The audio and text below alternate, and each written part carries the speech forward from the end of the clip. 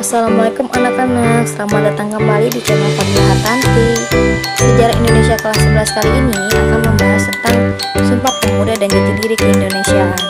Jadi jangan lupa ya untuk kalian klik subscribe, like, share, and comment agar ilmunya bermanfaat untuk kita semua. Oke, check this out. Yang pertama ada peta konsep. Yang nomor 1 munculnya Sumpah Pemuda.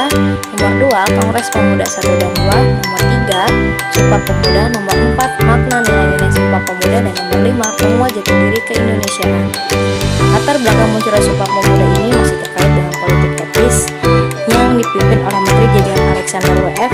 dan juga ada 3 program politik etis, yaitu irigasi, edukasi, dan transmigrasi.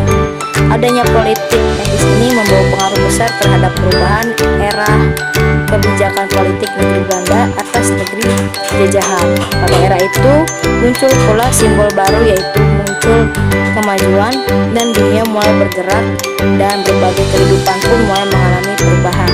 Seperti pembangunan infrastruktur mulai diperhatikan dengan adanya jalur rel kereta api Madura dan Jawa. Nomor 2, pers membawa kemajuan. Pada awal abad 20, para priai menuangkan gagasannya tentang isu perubahan sosial.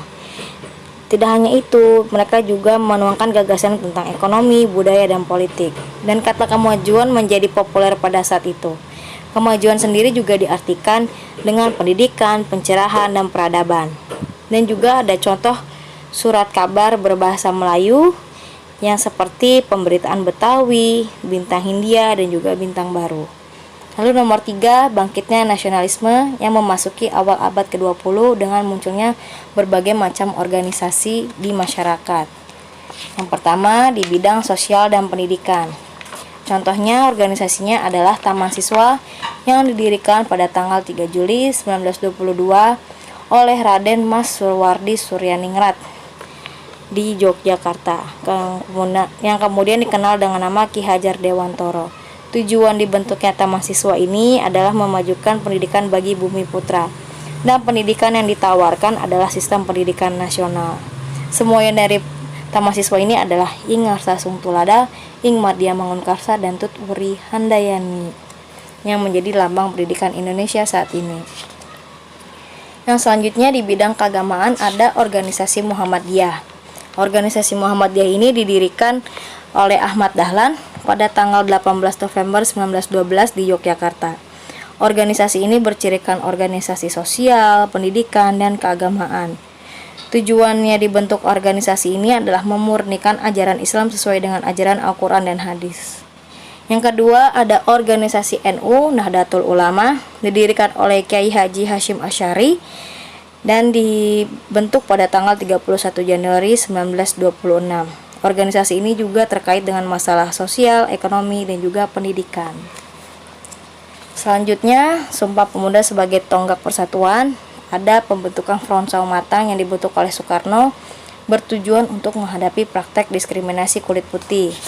Yang kedua, ada cita-cita kaum pemuda, yang ini mereka bercita-cita melakukan persatuan, melahirkan pemahaman baru tentang kebangsaan.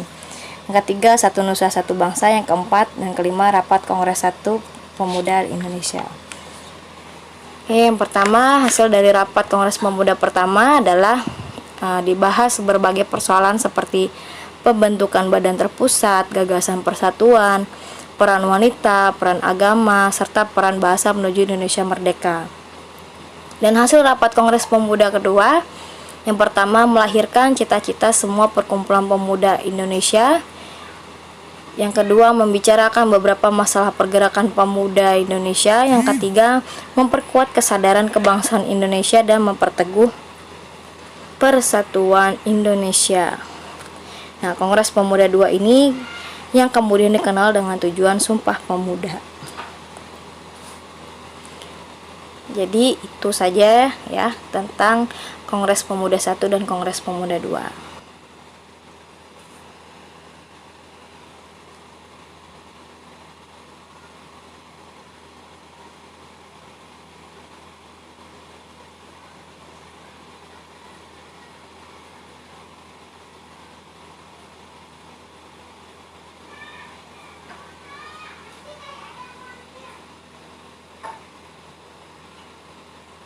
Oke, selanjutnya ini ada teks Sumpah Pemuda.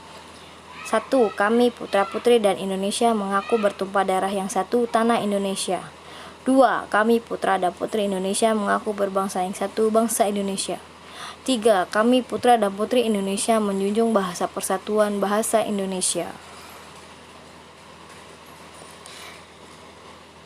Itu adalah merupakan contoh teks Sumpah Pemuda yang dibuat di Jakarta pada tanggal 28 Oktober 1928, yang dimana saat ini diperingati oleh negara Indonesia dan diresmikan menjadi Hari Sumpah Pemuda, yaitu pada setiap tahun tanggal 28 Oktober. Tidak lupa juga ada kutipan dari Bung Karno, presiden pertama kita, yang mengatakan bahwasannya, beri aku 10 pemuda maka akan ku guncang dunia. Oke, terima kasih sudah menonton video ini. Terima kasih juga sudah menyimak. Wassalamualaikum warahmatullahi wabarakatuh.